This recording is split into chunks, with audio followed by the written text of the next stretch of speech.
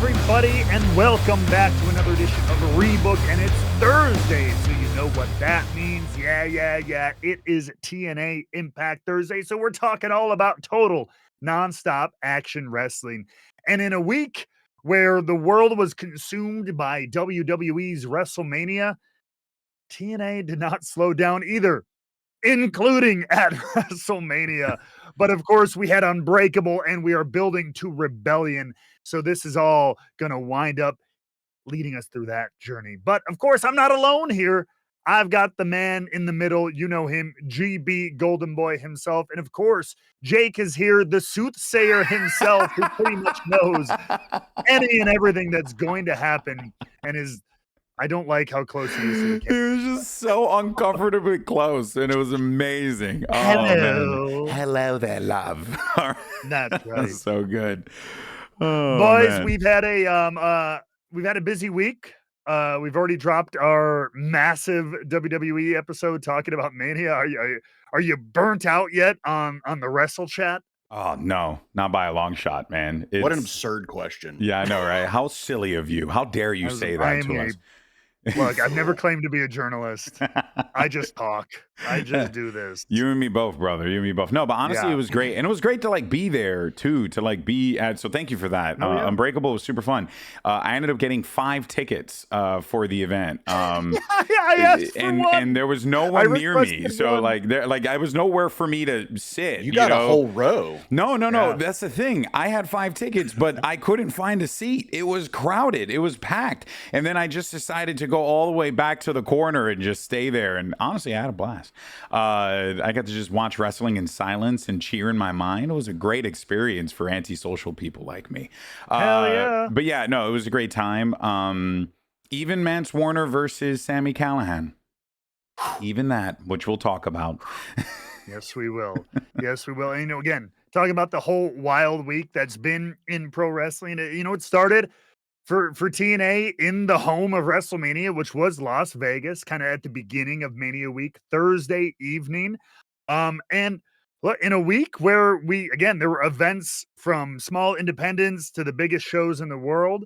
I was actually pretty happy. We had a couple thousand people actually turn out for Unbreakable. It was kind of a last minute show. Yeah. I got to do commentary with Sean Merriman. Yeah, I was for some reason. It was great. He was great. Nice. He was like, I didn't know what to expect. He's got like a kind of an MMA promotion he's putting up, and they got an event coming up, so they were promoting that. And he knows Moose a little bit, so he was commentating during his match. And with guests, you never know, especially when they're from outside wrestling. Yeah. Usually it's like pulling teeth, like, how do you feel about that? And like, give me more. But dude, he was all in. And he's like, this match is going to go like this. Sidney Akeem, he knew who he was. He's like, he's going to be flying all over. That's cool, man. He was great. Yeah. It was easy and it was fun. So yeah. I did not commentary with Snoop Dogg one time. He sucked. Dude. So, it always is going to be a mixed bag of what you get. You never know. You never know where you're going to get. Well, you laid the groundwork because he was awesome at the Olympics when he did it at the Maybe that's what it was. He worked with me. You were the trial and error. I was the one we had to like mess up with. Yeah, it's fair. It's fair. Yeah. Everyone's got to get there. Yeah, everyone's got to get their feet wet somewhere. On this show, gentlemen, TNA had a historic night. I mean, the basis for the evening was all around the brand new international title, which made its debut. And I think it's, I love like, it. A bias as I might be working there, it's a really pretty belt. I said it on the TNA Reddit. Yeah. Really cool. I like that TNA does the straps. I like that they do the different colored straps, and that's like their identity. It's really cool. No one else does it. It was intentionally chosen, which I like. I mean, it's a pretty easy little metaphor there. It's like the blue of the ocean international around waters. the world. Yeah, kind of thing. But like, it really pops, especially with a company with so much red in their branding. Yeah. And Impact, the graphics are all red, the ropes are red, the logo's red and yellow. So the blue really pops. It's definitely a belt that because I love the AEW International Championship. Like, I absolutely love that belt. It is a gorgeous belt. It looks so good. It's really cool. And I love how they incorporated all the different flags into the design. But I personally really like how they did it with the circular design. Also, the TNA logo is just iconic, so it's like really cool to have that like thrown front and center on there. I love it. I think it's really cool, and I'm super glad that. Also, another funny thing that I noticed, and I don't know if I'm like tripping, but I'm pretty sure that there's no U.S. flag on it, which I think is really funny. It's implied. It's implied. It's implied. I know. I just happened to. I don't know why they just gave me a little bit of a giggle. I didn't even think about that. No. Never mind. It's there. It's there. I'm so sorry. It is right at the top. Right. It's like actually kind of hard to see it. Yeah, the lighting or something is reflecting weird or whatever. Right where. That's right, Alabama. Let them know. But yeah, so that was what the night was kind of all around. But before we kind of get to the crowning of that, we had a couple other matches there. Of course, there was a big 6-man tag that had a lot of rebellion ramifications or implications. That's also what this night was about. So not crazy moves narratively, but just kind of some jockeying for position, if you will, before Rebellion. Mike Santana and the Hardys teamed up to take on. He came out from my section. He came out from my section. Really? He came out from the left side where I was. I was so excited. I yelled. I wanted him. He reposted my thing on Instagram though, so I like it. Mike Santana's a homie though. He's the man. Sorry, I had to say that. Boricua strong, man. Hell yeah. Damn right. But they had a big Mustafa Ali and the Nemeth brothers. Again, these are Rebellion opponents, putting in a 6-man tag. It was a fun match. And the big thing coming out of this, there's not a ton to say. Fun match. Babyface has got the win. But the big thing is Ali once again ducked, dipped, and left. Mike Santana and everybody didn't want to deal with it. So Mike Santana went to Santino Marella and said, I got to have something here. So this guy can't run. I want to be able to beat him anywhere. And so at Rebellion, it will be Falls Count Anywhere between Mike Santana and Mustafa Ali. So, boy, I got to ask, what are your initial reactions to this stipulation being added to this matchup? Jake? I love it. I love it because usually like the idea is well, we got to keep them contained. Right. I want to keep them contained. Let's do a cage match. Let's do lumberjack. Let's do, something like that. But the ball's on Mike Santana. He's like, no, the world is my ring. And you can keep running, but I can keep following. Exactly. I like that better. Like that's a much cooler stipulation for someone like Mike Santana, who's like, you can run, but you literally cannot hide. I will find you. I will go to the ends of the earth to end you. I think it's a perfect stipulation for this storyline, and it's perfect for Santana, honestly. Yeah. I like it a lot. I do have one slight hot take that I don't know if TNA fans would agree with. I feel like this Santana and Ali might have served better in the international title storyline thingamajigam. I don't know why, because I feel like you had two good blood feuds that were going on, right? You had Maclin and Young with the Northern Armory, and then you had Santana, and obviously not everyone can have a belt, so it makes a lot of sense, unless it's like AEW 2022 or something. Some things are bigger than the belt. That's GB. true, and maybe you're right. This is about pride. This is about self-respect. It's so good. It's so good. But you're right. Maybe I'll dial it back a little bit. And that's also me just being a little bit of a way too big of a Mike Santana fan. So that's probably more or less what it is. But I really did like how everything played out here. I'm a Fantana. Yes, I'm a Fantana.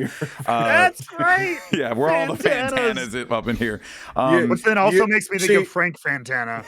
Yeah, or is it Brian Fontana? And Brian Fantano, the music guy. Yeah. But yeah, I just think it would have been fun to see it there. That being said, not disappointed where we ended up going with either story and either match here, but I am very much looking forward to this match at Rebellion. But I do not think I can't see Mike winning, man. Come on. He's got the odds. The world is against him here. He's going to be dealing with so much crap from the goons of Mustafa Ali, and God knows what other crap he's going to pull off. I don't know, man. I don't have faith. Sure, but like Santana's a son of a bitch. He really is. You know what I mean? Like he's like, I can't imagine he's not going to have some tricks up his sleeve as well. Yeah. Santana's from the streets. That's right. And that's where this fight's going. Going to the You know, streets. this is what? This is more Santana's. I want them to go playground. outside too. I want them to like actually go into the streets of LA and like beat the shit out of each other out there. Too smoggy. Very smoggy. But this is one of those feuds, especially just given that what it is, I believe it's like 2 or 3 times now Ali has literally like scooted right like out the back door, tried to get to his car. You know, John Skyler got abducted, like literally running out of the arena. So I feel like I don't know that we'll do it, but this does feel like this is a match ripe for potentially like put it on early. They fight out of the building. We go to other matches. We come back to them still like in the parking lot. Fight now they're on needs the to roof. Now they're in the truck. I want a cinematic car chase. That's what I want. And then like car chase. The semi-main, right before the main, they come back and they finish it. Dude, that would be amazing. Like you guys are on commentary. You're like, this match is just going on way too long. This is crazy. We got to move on with the show. Hopefully, we get a winner by the end of the night. Oh yeah, if we get a result. And it just keeps cutting back. Like at one point, like he's right. Like it's like a recurring segment throughout the show. Oh man, Ali's just waiting for an Uber, and then and then Santana pulls up and just Santana's the Uber driver. He's his driver. He's the Uber driver. Mustafa's trying to run to like North Hollywood.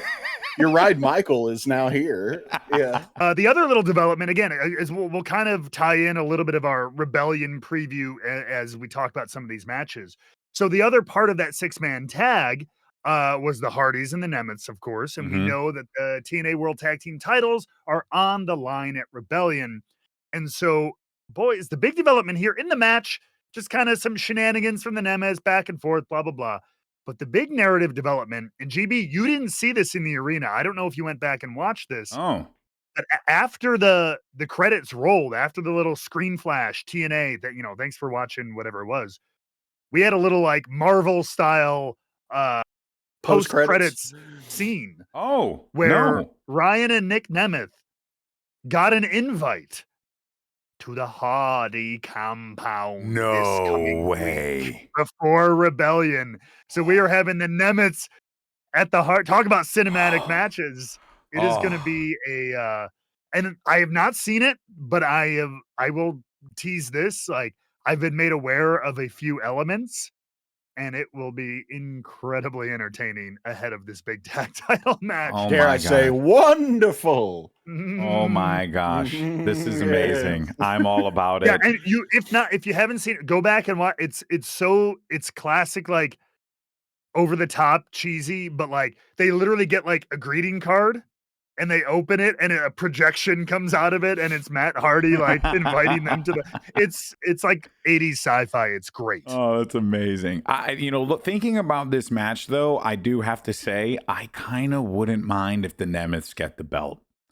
I think that the tag titles going on around their waist would be great for what they're trying to do right now. But I'm also fine if they just get a few more matches, because that was a really, like, I like their interactions at Unbreakable. I thought the match was super fun. And it's like, oh, hey, if this is like a preview of what we're going to get, then I think Rebellion, this match is going to bank. And also, Nick Nemeth just doesn't do bad matches. So I think, it goes without saying this is going to be a banger of a match, because it's the Hardys. And then you got Nick Nemeth and Ryan Nemeth, who like is clearly coming into his own. I like this snotty, annoying character he has too. My brother. Like, I love that crap. Imagine that kind of a heel with championship gold. Exactly, man. It kind of solidifies them. It gives them even more of a earned or unearned, depending on how the match goes. I don't know if it'll be Nick doing everything, maybe. Yeah. But then he walks around like, I'm one half of the tag team. He's a great heel. He's a smarmy heel. Yeah. And we love a smarmy heel. Runs in the family. Yeah, very much. We'll see that more on TNA Impact, which airs tonight, the day this video drops. So make sure you check out the Hardy compound. Also Rebellion implications, but we're going to talk a little bit more about it when we get to the Joe and WrestleMania. We did have Joe Hendry and Masha Slamovich, our world champions, take on their challengers, Frankie Kazarian and Tessa Blanchard, in mixed tag team action. This one was a little bit more kind of like what I said before, straight up challengers fighting champions. Nothing super developed. We did see Hendry fought through the pain, but he was selling that shoulder. So the story continues to be, can Joe Hendry, especially when he's got two opponents, it won't just be Frankie, of course, it'll be Ethen Page at Rebellion. This one kind of cut and dry though. Your babyface is one heading into this coming week, which we'll see a little bit more from Joe Hendry in action. Ethen Page will be in action as well as we head towards Rebellion, but that's more just kind of teeing up Rebellion, and we will talk more about Joe in a minute. Man, this one, as we're going down Unbreakable, fella, I mean, I'm just glad this issue, I believe, is settled and done, but Barbed Wire Massacre lived up to its name. It did. It really did put the massacre front and center, and that was lovely. It was great. You know what was the best part about it was being in that audience and people just unsure of what the hell was going on. They didn't realize what they were watching. I'm concerned to even put some of the pictures up on screen because it's a lot of blood. Like a lot of blood. So let's just say this was a gory, beautiful disaster. But let's see what happens here. As far as I'm aware, I believe the issue has been settled. I think we're kind of moving on to different feuds and stories and everything with these two. I like that he came out dressed like this. It felt kind of like a nod, an homage to Mick Foley. It was intentional because he did a barbed wire Mr. Sacco too, as well. And he he did the bang bang on the side too. And at the end of the match, he was bloodied up and went bang bang like that. So definitely. This was Sami Callihan's love letter to Mick Foley. Actually, I should say Sami Callihan, both him and Mance Warner. It felt like it was a love letter to Terry Funk and Mick Foley. They literally poured salt in the wound. Yeah. And lemon juice. And lemon juice. Yeah. Lemon juice. That to me was the most brutal part of the whole thing. Because you know that hurts. Because you know. Yeah. There's just no world that it doesn't hurt, you know, because it's freaking lemon juice. Oh my God. But it was crazy. It was awesome though. Yeah. Absolutely wild. So if you like, blood and guts, big AEW fan, this might be a match, something that you're into. The namesake of the event, the reason it was all put together, we had that ending of the tournament for the brand new international title. A couple of triple threat matches. Of course, AJ Francis already qualified, which is why he was a lot of people's dark horse to win. The fresh man, he had all week to recover. Meanwhile, we had a couple of qualifying matches to start the night, including Eddie Edwards, Ace Austin, and Mr. Steve Maclin. Ultimately, Maclin would win that one. Fun match there. We also had Zach Wentz, JDC, and Eric Young. We saw a little bit more of the System Rascals tension also happen at Unbreakable as a result of this matchup. Yeah. That'll be settled at Rebellion 2, I believe, but I think that gets set up tonight. But Eric Young qualified, which gave us our three-way in the final. Maclin, AJ Francis, and Eric Young. And guys, I mean, the big takeaway here was the focus on the story of Maclin and Young, this kind of tenuous respect. Obviously, EY trying to get Maclin to maybe join the Northern Armory. Maclin wanting to be the lone soldier, doesn't like the way that they're doing things. And AJ Francis was trying to take advantage of their little tiff and snafu. Yeah, and failed, but was very entertaining in the process. So, he had his moments for sure. But I would definitely say that for this one, I wouldn't have been bothered if Eric Young got the belt. But I think I would have been upset if any of these guys had gotten it. Yeah, that's true. I was fine with either winner. Because I think we called all three of these. I'm pretty sure we were like, I think this is except for we called all three of these. We even called AJ Francis. We were like, this is probably what's going to be. And I wasn't bothered by that, to your point, Jake, because there's a good story here between Young and Maclin, right? So you got something that you can really build off of here, and that of course leads us to our Rebellion matchup, which will be. of course, Steve Maclin versus Eric Young, because Eric Young was not pinned in that match. That led to the him challenging. So I actually AJ thought Francis, that was a cool tip. how are you going to basically get a bye and then eat the pin? Like, you know what I mean? Bad week, I guess. Yeah. That's what I'm saying. Didn't show up on game day, man. These two guys had a match earlier in the night. You had a bye week, and you took the L and the pin. Yeah, come on.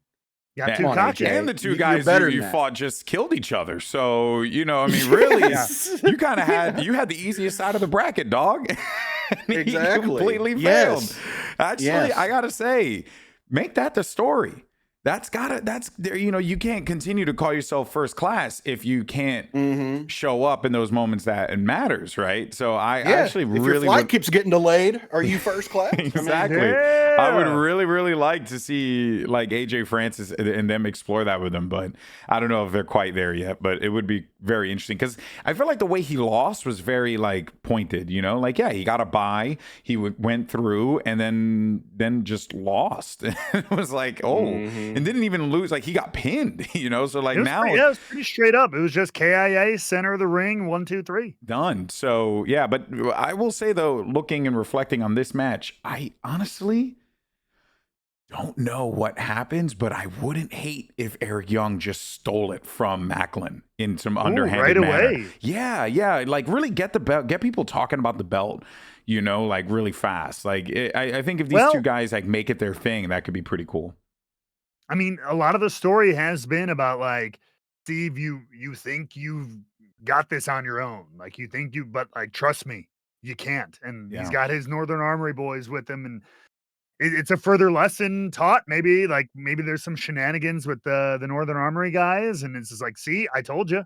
Yeah. And the minute you're at the top of the mountain, it's even more. But Macklin's the one-man army. Yeah. Like, also true. I mean, I don't know. This one's gonna be like, but that's this also a cool one. Fight. Yeah, that's another cool one though, because I think like the one-man army versus the Northern Armory, right? Which is like versus the army, which is which is like their whole thing. I actually think that's kind of cool. You know, there's like a lot of there's a cool parallel that kind of exists there between both of their journeys. I think like this Punisher. is a really yeah. It feels like Punisher. Yeah, Macklin's like the Punisher. Has half the motif anyway. TNA. Yeah. I think this is a really good opportunity for Maclin because last year, 2 years ago, he won the world title. And I think he's put in a lot of like blood, sweat, and tears kind of thing. Really grinded and made a name for himself as a top guy here from somebody who was very much not seen that way when he was in WWE. Yeah. So like he got that world title, but I don't think he was given his just desserts with it. Yeah. I think it was pretty. They need a little bit more. Management at the time wanted to just kind of had a sudden weird change of heart. So I think this is an opportunity for him to establish himself with a title. And this could be like X Division title is your fireworks title, right? Your world title is your top of the mountain main eventer. This can be like your workhorse. Like it's not always flashy or whatever, but it's just that knockdown, drag out fight, like workhorse title, kind of intercontinental-ish. Yeah. You know what I mean? Which is basically what the AEW International title has become. It's become the workhorse title. It's the title with the, you know, the crazy matches, or you know, like the guys who can go at 100 the entire time, like and Steve Maclin can go. So I think there's going to be some really cool if they keep the belt on him for a long time, or if they even ping pong it back and forth and do some fun stuff there. I think there could be some really awesome the stories told with this belt, and gets a lot of guys. Like I would like to see Mike Santana in the fray for this, as well as Mustafa Ali. I think that would be super sick. Hell, I'd like to see, you know, some of the X Division guys even fight for this belt. Like this is gonna be awesome in the long run. Before we get to our big meaty topic, let's kind of wrap up some of the other matches we do have coming up at Rebellion.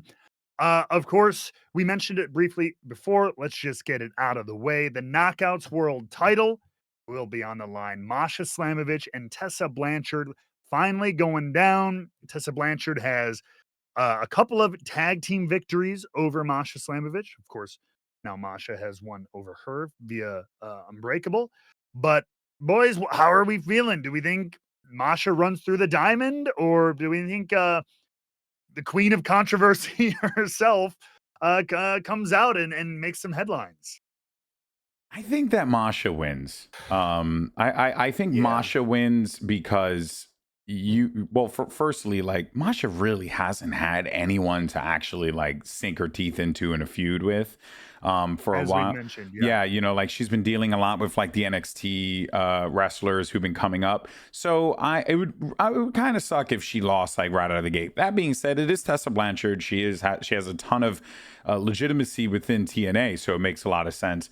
But I think that there's a world where you get Masha winning this, and I'm still sticking with my, Tessa realizing the error of her ways storyline. I gotta hope that that's like at least one of the angles, because I don't know. I mean, like this, like really, like she's just not just a bad guy. It's on another level of that. So I think like you kind of need something, and people like Masha. So I don't know. I think it's too soon to take the belt off of Masha, in my opinion. Fair enough, Jake.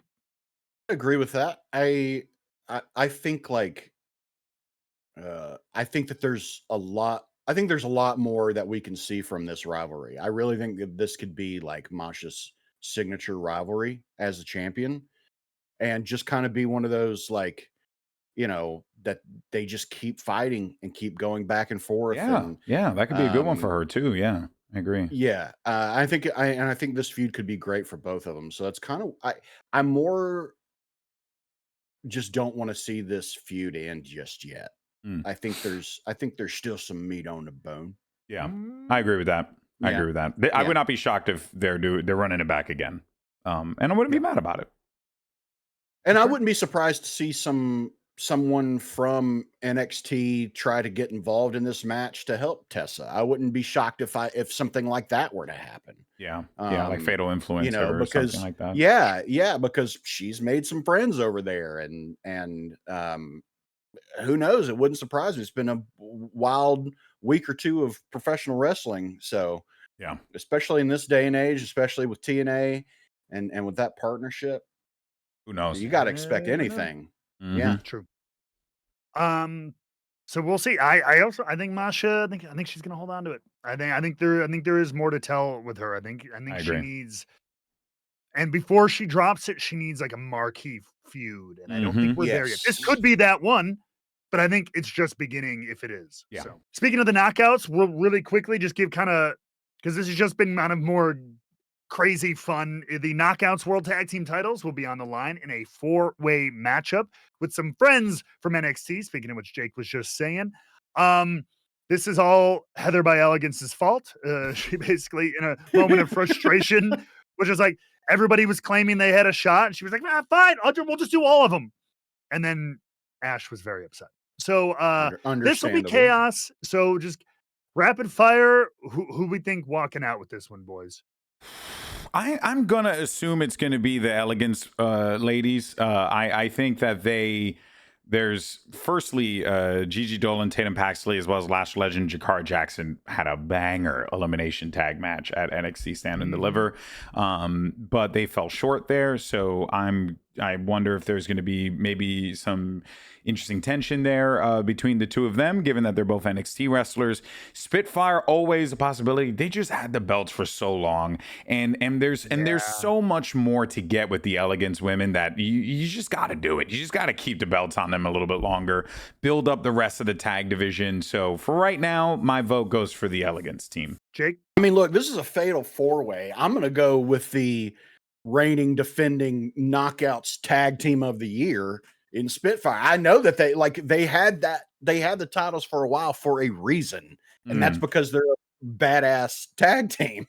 I mean, you got two teams from NXT coming in here who don't know much about each other.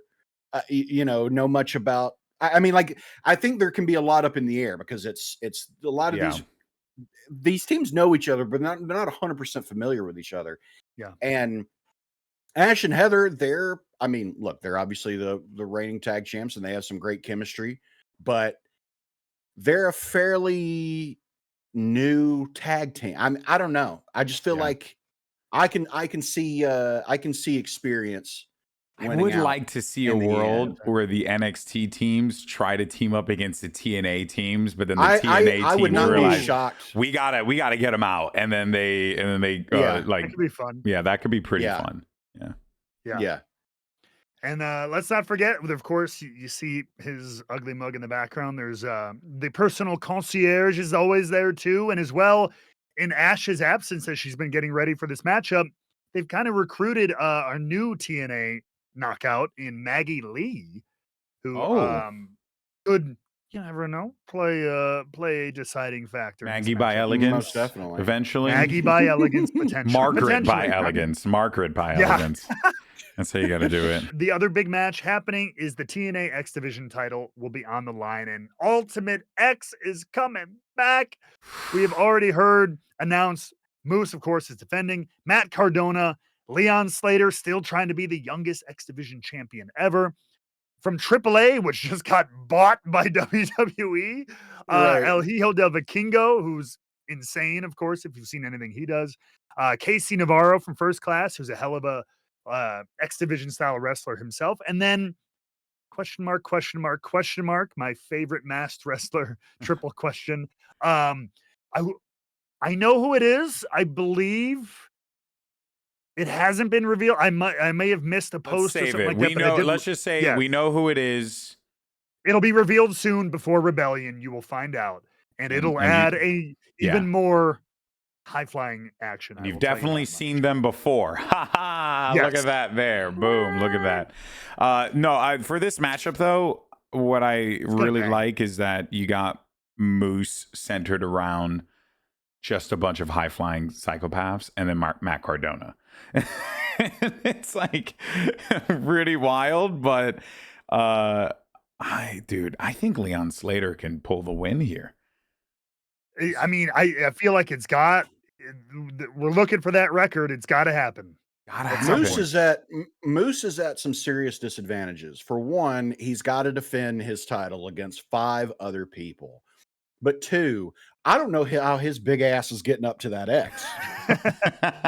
That's what I'm saying, dude. I'll just be honest with you, because I feel if he gets up there, it's just going to lower it down to face level for everyone else. How much you weigh? I think it's his first Ultimate X. I think. Yeah, I think so. How much you weigh? He's like 280, 270. I mean, my guy is just dense meat. Okay, he's going to be dragging everything down with him. I can't wait though. It's going to be wild. But yeah, I don't know. I think it would be funny if he got up there and it just lowered it down to face level for someone else to just take it off. Matt Cardona just yanks it out of nowhere, you know. Well, that or he's got like Casey Navarro on top of the X and then just lets it go. Oh yeah, and then he slingshots him up. Oh my god, it'd be amazing. Yeah. Poor bastard. But that's gonna be all over the place. I wouldn't be surprised if that like opened the show too. Because sometimes they like to have that thing already set up and then we can take it down and get it out of there. Sure. So could be a hell of an opener potentially for Rebellion 2. Would be a great way to start the night. Moose continuing to try to make himself the best X Division champion ever.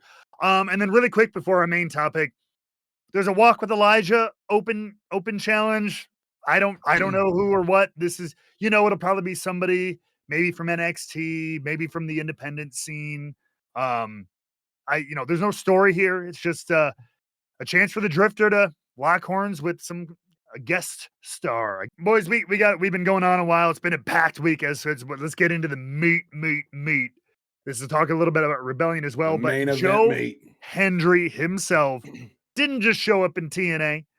No, he showed up at WrestleMania on night 2, WrestleMania Sunday, to face the open slot against the legend, the Viper, Randy Orton. And boys, I mean, I don't know if they got one of the biggest pops of the night. It was the pop of I think it might have been the pop of the weekend, dude. It was.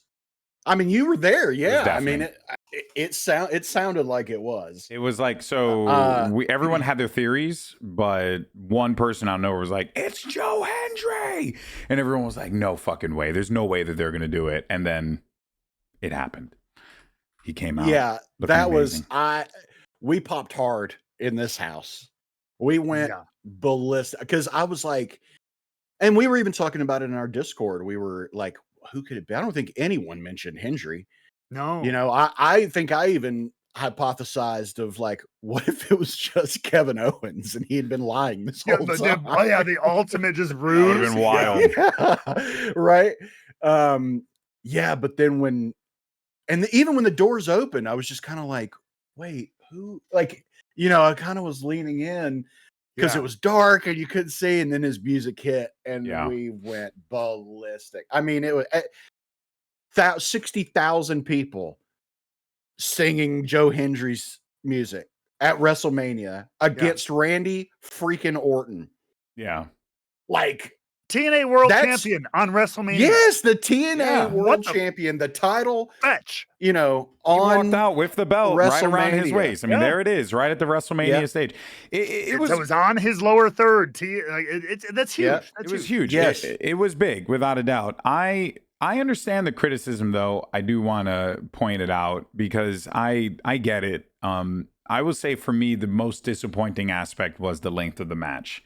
I think that, you know, you had it booked where this don't was want to be disappointed by the length. This was going to be a match between, like, I'm not shocked that Joe lost because that doesn't really bother me as much. And I don't know why people are bothered by that when you're literally talking about Randy Orton, one of the greatest of all time. Like, I honestly, an all-timer. I'll go as far who's as still in his prime. I don't know many people probably handpicked Joe to be there. Yeah, who knows, right? But I will say that, like, Randy, you know, he's like a certifiable GOAT. Like, anywhere he goes, like, he's a headliner, right? So Joe Hendry got to square up with Randy Orton. That's a massive achievement. That being said, it wasn't that big of an achievement for TNA, more so as it was for Joe Hendry, which is fine. That's okay. It doesn't really bother me. But the thing that did bother me, and we are a podcast and a show that focuses on the storyline.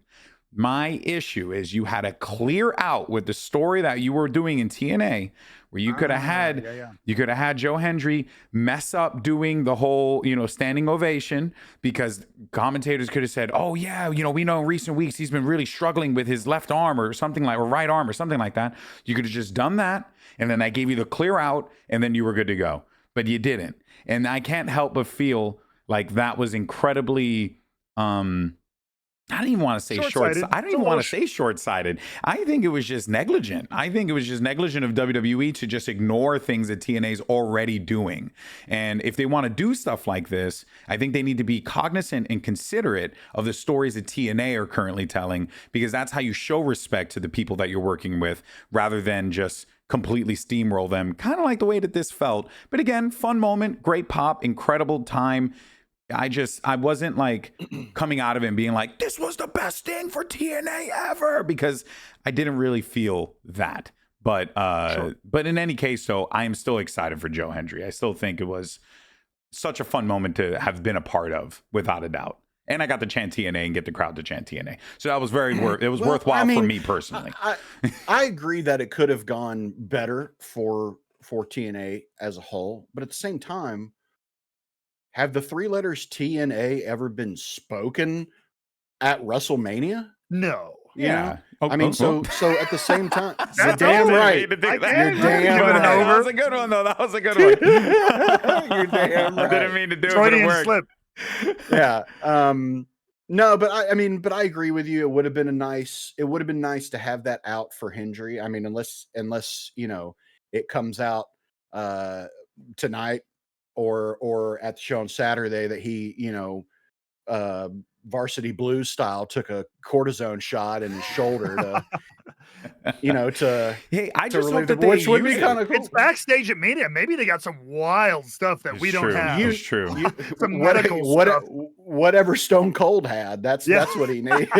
Yeah, right. I just hope that they mention it. I hope they do something with this. Like, let Frankie Kazarian come on and be like, you were a liar. You said that your shoulder hurt. I don't know. Just do something with it at Rebellion. Like, have fun with it, because they already filmed a lot of this stuff. But just have fun with it at Rebellion. I want to see them kind of like egg Joe Hendry for that. I don't know.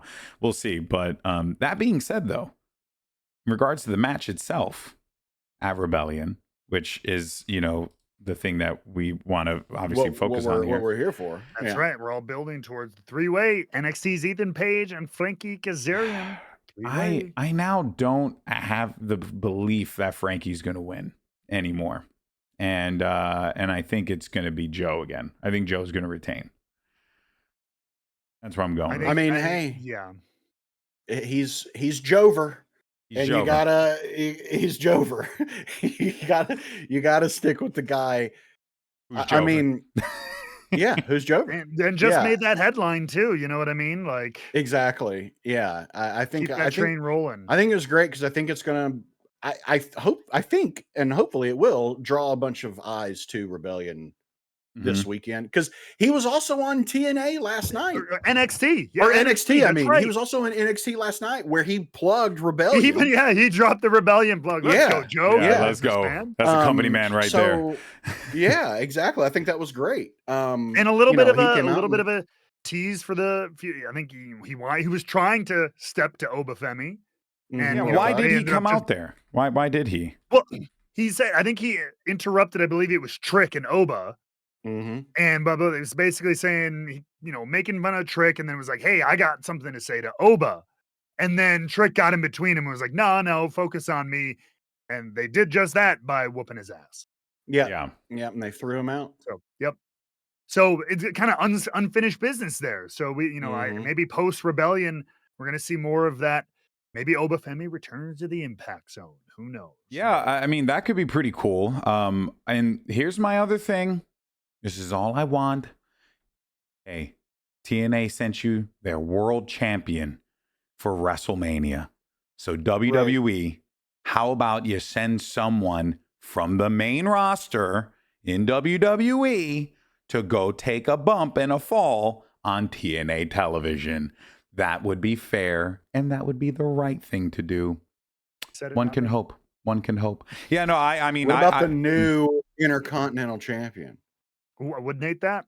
I wouldn't. I think Dom. I don't want him. I think Dom would be pretty dope in that environment too. That crowd would eat everything he says up as well. So because the TNA audience is like a much more plugged in, a little bit smarter audience that's like more ahead on things. Having talked to a lot of them on Unbreakable now, I can safely say it's kind of the case.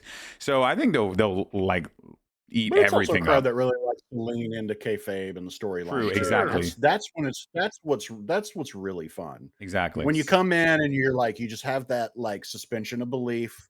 Hey, we're here for violent theater, and let's act accordingly. Exactly. I agree. Great. No doubt about it. It's the modern day Globe Theater. It really is. It is. It's theater in the round, folks. Yeah. It's the best form of storytelling, in my opinion. It's so fun. So, I love it. But fellas, that's what it all, we'll find out what goes down this weekend at Rebellion. Of course, tune into TNA Impact tonight. Check out, for nothing else, the Hardy Compound. Let me say this. I'm going to put this out there, though, Matt. If someone tries to Gunther your McAfee, I will jump over that railing. We're fighting. I will jump over that railing. I thought you were going to tell me to fight them. No. I mean, we know you can fight them, but we're going to go out there and fight. I'm saying if someone goes for you. I got your back, bro. I'm hopping. Listen, me and Jake are going to be there at Rebellion. We're ready to go. I saw the way GB tried to hop over chairs at Unbreakable to come say hello and it was not pretty. I was wearing my big shoes. Don't, okay? It's not nice. Don't make fun of me. I'm sensitive. I got 2 bad knees and a fistful of anger, baby. I'm ready to go. That's right. I'm a pissed off liberal ready to just crack some heads. Hell yes. Well, folks, let's hope that doesn't happen, or maybe we hope that it does.